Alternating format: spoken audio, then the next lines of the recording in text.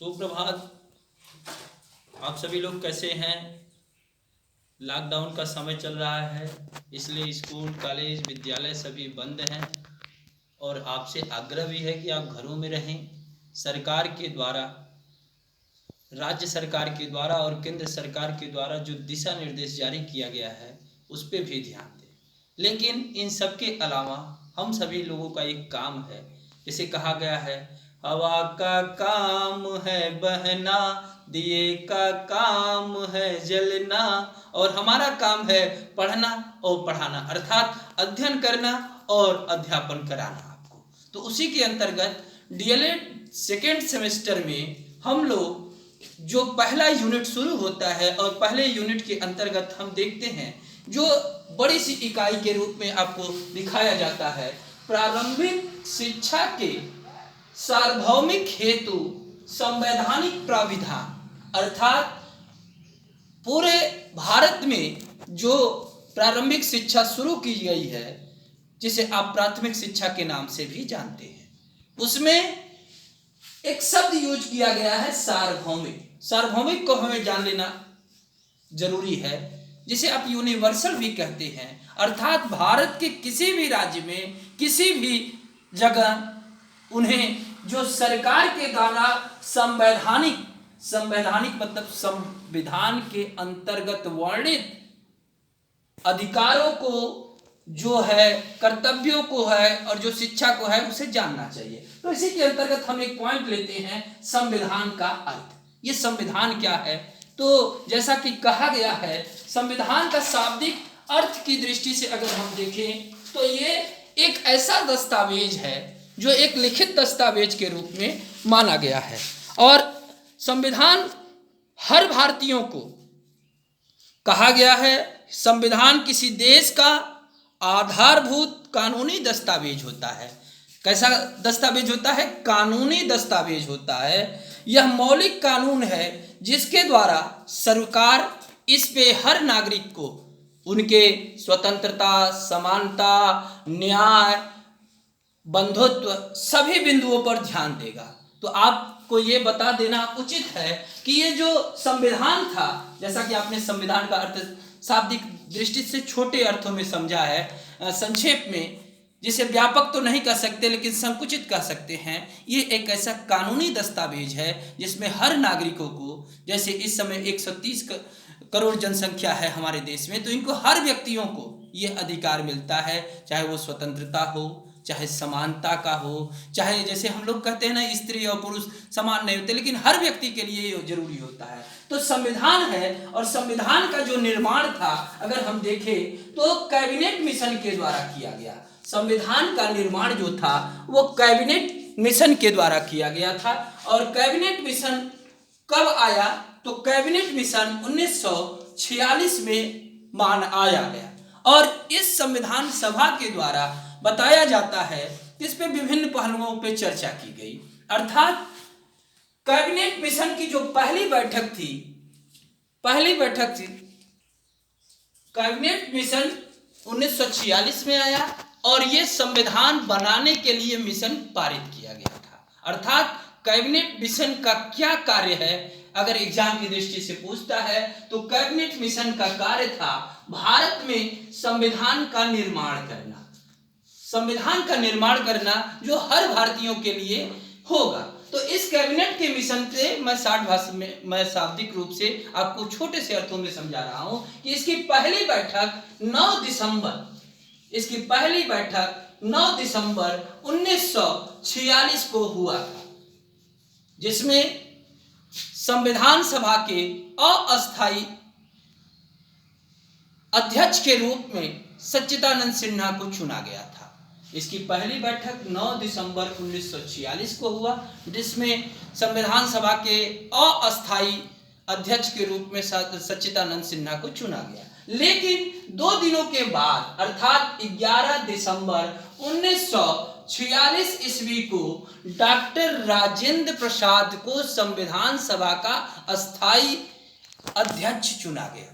तो आप ध्यान रखिएगा, 9 फिर 11, और जब इनको अध्यक्ष बनाया गया तो इसके 2 दिनों के बाद, अर्थात 13 दिसंबर 1946 ईस्वी को भारत के पहले प्रधानमंत्री पंडित जवाहरलाल नेहरू ने 13 दिसंबर 1946 को कैबिनेट मिशन के सामने प्रस्ताव पारित किया और इस प्रस्ताव के अंतर्गत संविधान का निर्माण कैसे किया जाए, इस पे कानून कैसे बनाया जाए, इस पे क्रियान्वयन कैसे किया जाए, अर्थात 9 दिसंबर 1946 को सच्चिदानंद सिन्हा को अस्थायी अध्यक्ष बनाया गया संविधान सभा का और 11 दिसंबर 1946 को संविधान सभा का अस्थायी अध्यक्ष डॉक्टर राजेंद्र प्रसाद को बनाया गया और इसी संविधान सभा के अंतर्गत 13 दिसंबर 1946 को पंडित जवाहरलाल नेहरू ने संविधान सभा के सामने प्रस्ताव पारित किया और प्रस्ताव पारित करने के बाद 13 दिसंबर 1946 को जो उद्देश्य प्रस्ताव पारित किया इन्होंने पंडित जवाहरलाल नेहरू ने उसे जनवरी 1947 में मान लिया गया। 1947 में मान लिया गया और इसी के अंतर्गत कई सारी समितियां बनाई गई, जैसा कि प्रारूप समिति के अध्यक्ष डॉक्टर भीमराव को बनाया गया, संघ शक्ति, झंडा समिति, विभिन्न समितियां बनाई गई और जिसका विस्तार पूर्वक वर्णन हम लोग अगले क्लास में और अध्ययन करेंगे। लेकिन अब यहाँ समझते हैं जब संविधान बना और संविधान बनने के बाद इस विभिन्न तरह के पहलुओं पे चर्चा किया गया तो आगे हम लोग देखते हैं जब हमारा संविधान था वो पूछा जाता है कितने दिनों में बना, तो ये 2 वर्ष 11 माह 18 दिन में बनकर तैयार हुआ, 18 दिन में बनकर तैयार हुआ, जिसपे लागत की बात की जाती है तो 63 लाख कुछ रुपए लगे थे और जिसे 64 लाख भी आप कह सकते हैं, लेकिन एग्जाम में अगर 63 लाख 800 कुछ रुपए लिखे रहते हैं तो वो सत्य माने जाते हैं। अर्थात ये 2 वर्ष 11 माह 18 दिन में बना। अब यहाँ से 2 प्रश्न आता है, लागू कब किया गया और अपनाया कब गया। लागू कब किया गया तो अपनाया कब किया गया। तो अगर हम देखते हैं तो जो अपनाने की बात आती है तो वो 26 नवंबर 1949 ईस्वी को संविधान के 15 अनुच्छेदों को लागू किया गया। कब अर्थात अपनाया कब गया 26 नवंबर 1949 को और पूरे देश में लागू कब से किया गया तो वही 26 जनवरी का दिन लिया गया था, जो रावी नदी के तट पे पंडित जवाहरलाल नेहरू और सभी कांग्रेसियों ने तिरंगा फहरा के देश में पूर्ण स्वराज की मांग की थी। अर्थात 26 जनवरी 1950 को देश में इसे लागू कर दिया गया और इसे लागू कर दिया गया तो इसमें हर व्यक्ति का अधिकार था। उसी अधिकार के अंतर्गत एक शब्द आता है बाल अधिकार, अर्थात बालकों के भी कुछ अधिकार होते हैं। अर्थात जैसा कि कहा गया है और स्लोगन भी दिया गया है, आधी रोटी खाएंगे फिर भी पढ़ने जाएंगे। यहाँ पे पढ़ने का तात्पर्य ये है कि उस बालक के अंतर जो निहित शक्तियां हैं उसे विकसित किया जाए, क्योंकि जन्म के समय बालक का जो मस्तिष्क होता है वो कोरी पटिया, किसी ने कहा, किसी ने स्लेट कहा, किसी ने विभिन्न तरह कहा और कहा गया जैसे कुम्हार मिट्टी को जैसा ढालता है और अपने चाक में वो जैसा बनाता है वैसी आकृति बन जाती है। इसीलिए बालक को जन्म से अगर शिक्षा दिया जाए, संस्कार दिया जाए तो उसका विकास भी बहुत तेजी गति से होगा। तो इसीलिए सरकार के द्वारा पूरे विश्व पे इस पे चर्चा की गई और कहा गया कि बालकों को भी कुछ अधिकार मिलने चाहिए, जिसे बाल अधिकार के नाम से जानते हैं। अगर हम बाल को छोड़ देते हैं, अधिकार शब्द पे चर्चा करते हैं तो उनके लिए भी कुछ राइट्स है।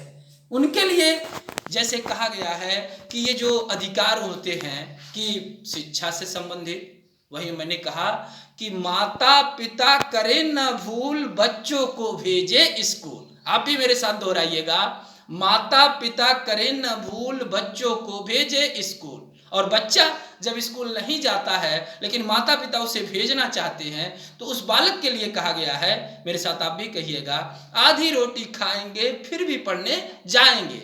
और इसीलिए विद्यालय का निर्माण किया गया। हर प्राइमरी स्कूल में, उच्च प्राथमिक स्कूल में जो बाल अधिकार शब्द दिए गए हैं, जिसपे हम लोग आगे चर्चा करेंगे और देखेंगे, जिसपे ये पूरा विवरण हमें आपके सामने लिखा गया है। और जो ये हेडिंग है सर्व शिक्षा अभियान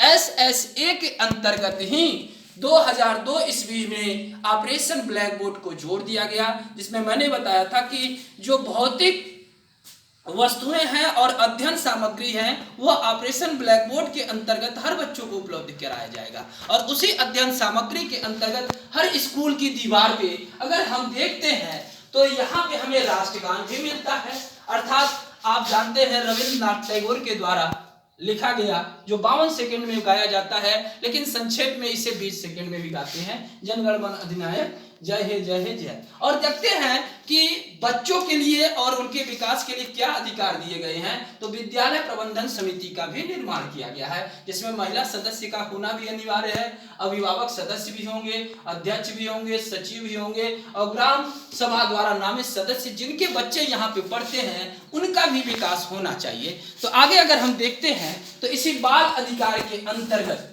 जो देखा जाता है, इसमें पहला ही बिंदु है 6 वर्ष से 14 वर्ष के सभी बच्चों को निःशुल्क और अनिवार्य शिक्षा दी जाएगी। यहाँ पे देखिए शब्द यूज किया गया है निःशुल्क, इसमें किसी तरह का फीस का प्राविधान नहीं है। उस बच्चे को केवल विद्यालय आना है और विद्यालय के द्वारा संचालित शिक्षा प्रणाली में उसे दिया जाता है। दूसरे बिंदु भी अगर देखते हैं तो कक्षा 1 से 8 तक के सभी बच्चों को निःशुल्क पाठ्य पुस्तकें भी दी जाएंगी, अर्थात उन्हें पाठ्य पुस्तकें भी नहीं लेके आना है। ये ऑपरेशन ब्लैक बोर्ड के अंतर्गत अध्ययन सामग्री में आता है। और फिर बताया गया है प्राथमिक विद्यालय के सभी बच्चों को पूर्व निर्धारित मेनू के अनुसार गर्म पका पकाया मध्याह्न भोजन भी दिया जाएगा।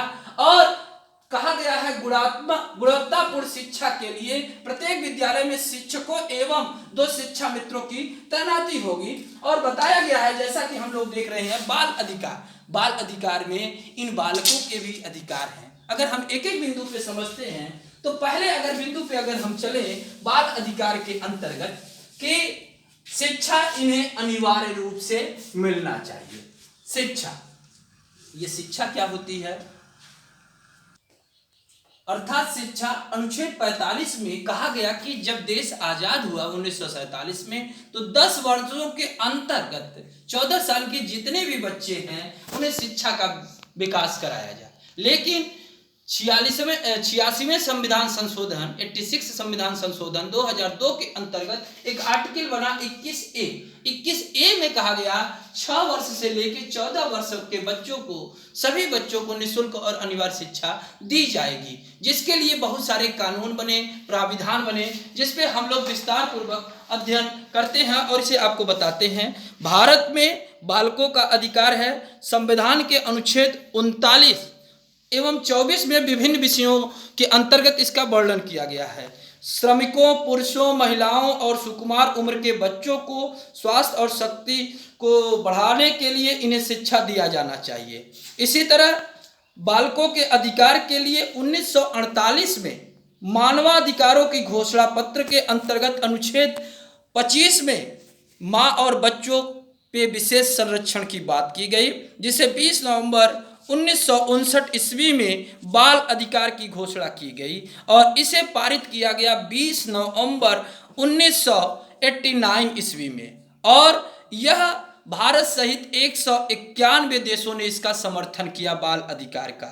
और उसी के अंतर्गत संविधान के जो विभिन्न धाराएं हैं जो बालकों के श्रम का विरोध करती हैं, बालकों से श्रम हमें नहीं कराना चाहिए, इसके अंतर्गत अनुच्छेद 14, 15, 3, 21, 24, 39 एन एवं 39 च।